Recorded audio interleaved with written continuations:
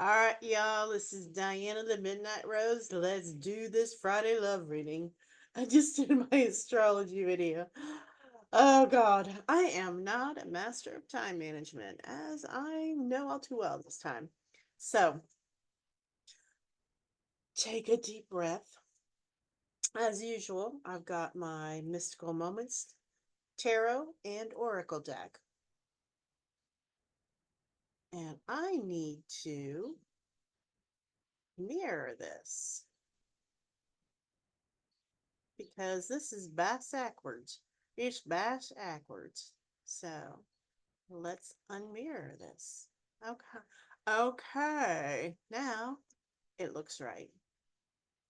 And I so need to clean up my clock that shows Albania time is over here. But anyway, so we're going to do a romance reading with these two decks, my mystical moments.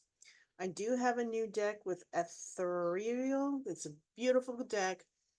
But some of the cards I don't really like. Some of them I love. It has a very dark feel. It's not mixed up properly, but maybe like one card from that. So, because it is a tarot deck, it's not an oracle deck. So, I already kind of know in my head exactly what the tarot cards, the Rider Waite are. All right. So, let's get clear. Let's do. For Christ's sakes. Stop. This is what happens when you have an alarm clock right on your desk. Okay. I'm just leaving things here. Okay, I think that turned it off completely. Let's. Oh, all right. So let's get clear for the collective on romance, focusing on romance for people for the collective for this weekend and beyond. So, and I already kind of know some astrological things. We'll see if the cards bear that out. Okay. So, what advice can we give to the collective in the romance department? What about romance? I'm going to take that card, the Emperor.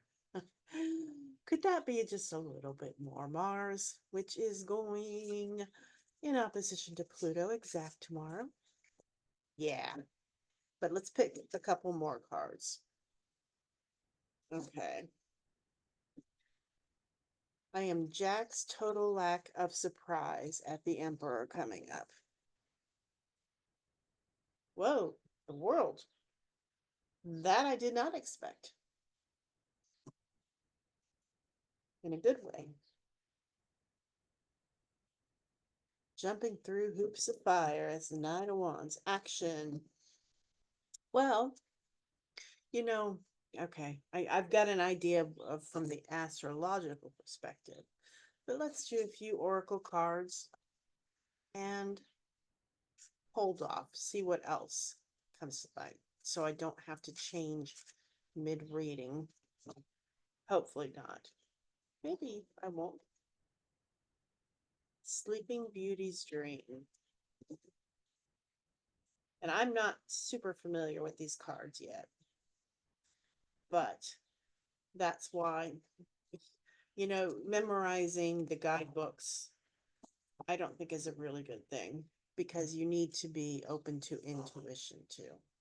And that is what I'm doing here. Home in the Sky, Sleeping Beauty's Dream.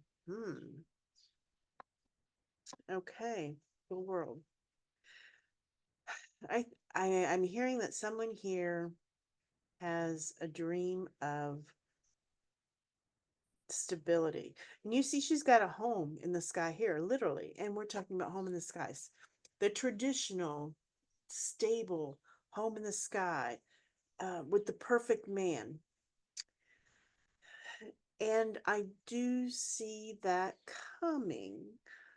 But first, it's, and this is going to be, you're going to feel like you have the whole world at your fingertips.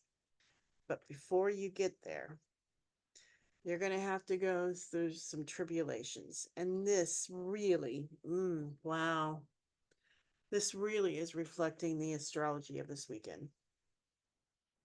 Mars, and then this is the video I just did. Mars is going in opposition to Pluto, the Emperor, Mars. This is the Mars card. Oh, and he's got a home in the sky. Wow. Oh my goodness. Look at these three cards. House, house, house. Oh wow, castle in that case. But wow, this is amazing. And but Pluto is a transformation through fire. Hello. Yeah, that is, it's not going to be easy. I wish I could tell you it was going to be, but it's not. So I'm going to draw one card from this new deck.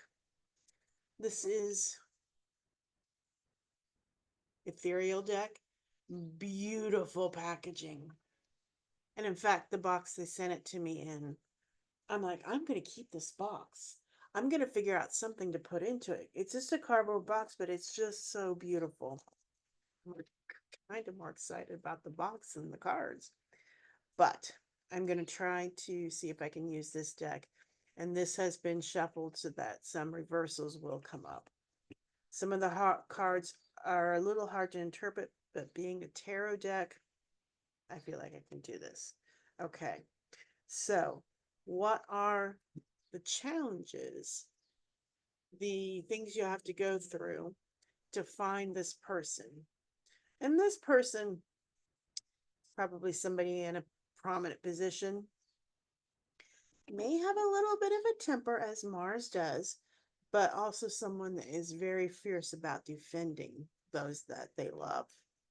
So, all right, so let's do this deck. And I'm just going to cut randomly because the cards aren't still, you know, when you first get a brand new deck and you try to start shuffling it, and a lot of the cards in the original positions are still kind of close together. Yeah, we're there. But by cutting randomly, it will be random. And this is upright. Page of swords. What did I learn? When did I forget how to speak English? Okay, so Page of Swords. Somebody intellectual, or maybe you are the Page of Swords, that you are embarking on a new course, and this could be not a formal course, but you are embarking on learning something new. And this is probably how you're going to meet this person. But once again, you know, it's not an easy path. The swords are never easy. They can be helpful. They can cut us. They can either cut us or they can cut the bonds that are limiting us and set us free. So I want to pick one more card from this deck at random. This one's reversed. Seven of Cups. Oh boy. Yeah, so getting a reality check, not becoming so in love with the idea of love. This is something that's maybe been a problem for you in the past, but relationships need a lot of practical work. They need two people that are working at it, that are communicating, that are helping each other. And this idealized idea of what relationships are or should be doesn't always, it can mislead us and sabotage things. I know from personal experience, I'd be like, well, if he really loved me, he would know what's wrong, what I'm thinking. No, that is incorrect. That's that idealized, thing coming in. You need to have a reality check. Maybe you've done this kind of thing in the past. I'm just feeling like there's a lot of you that's resonating with. you've got to start taking a realistic approach to romance. We all want the fairy tale. I mean, for crying out loud, we grew up with this idea and this fantasy of the fairy tale come true. The Either a fairy tale Cinderella or the modern take Pretty Woman, where Julia Roberts is rescued by Richard Gere. It just doesn't happen like that. And so maybe you need to adjust your expectations to open up to letting the romantic tendencies or the opportunities come through. And now I'm not saying it's your teacher if you're learning or taking classes, but maybe somebody who is also interested in the same subjects as you. If it were me, I would say, and believe me, it's not me. I am retired from dating. I am not even messing with that shit. It just complicates life. But that's me. I'm obviously mental. But if it was me, I would say, okay, I'm going to look at somebody who's taking astrology, who's really into astrology, someone I have a common interest with that I can develop a friendship first, because you want that friendship first rather than just jumping right into a fling or something that won't last. You want things that will last, that will be a home, a place, permanent, and where you feel like you have the whole world. What is it? The Al Pacino in Scarface. The world is yours.